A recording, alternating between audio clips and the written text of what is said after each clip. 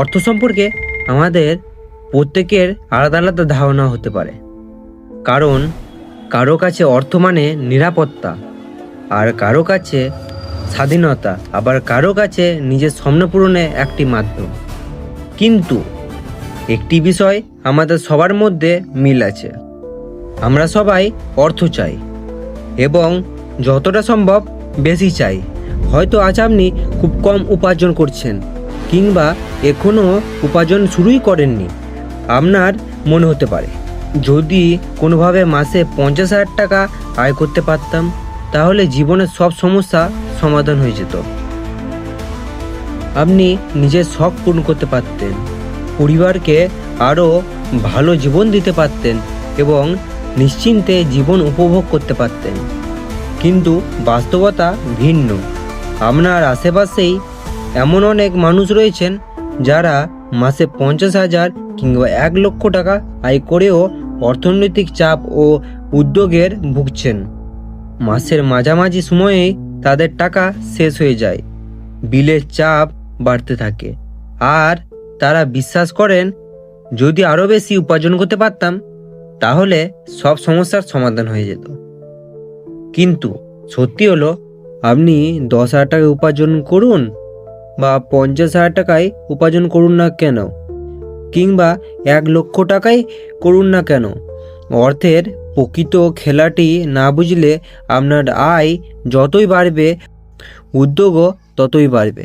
ছোটবেলা থেকেই আমাদের শেখানো হয়েছে বেশি আয় মানেই ভালো জীবন, কিন্তু এটি সম্পূর্ণ সত্য নয়।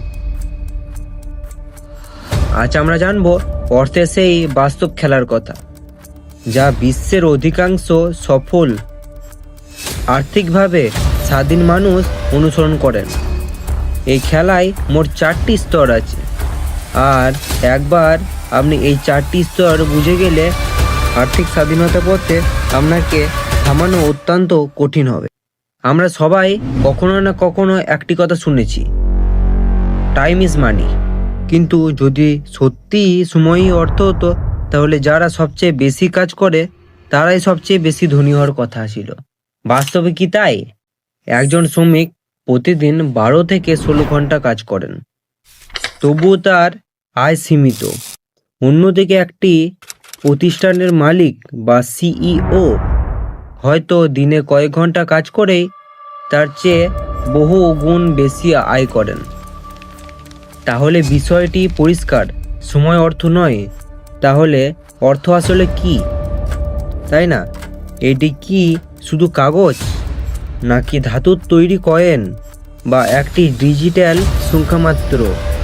না, অর্থের ধারণা তখনই ছিল যখন কাগজের অস্তিত্ব ছিল না, এমনকি আধুনিক মুদ্রা ব্যবস্থাও গড়ে ওঠেনি। অর্থ আসলে একটি বিশেষ জিনিস, পরিমাপ করার একক। প্রশ্ন হলো, সেই বিশেষ জিনিসটা কি?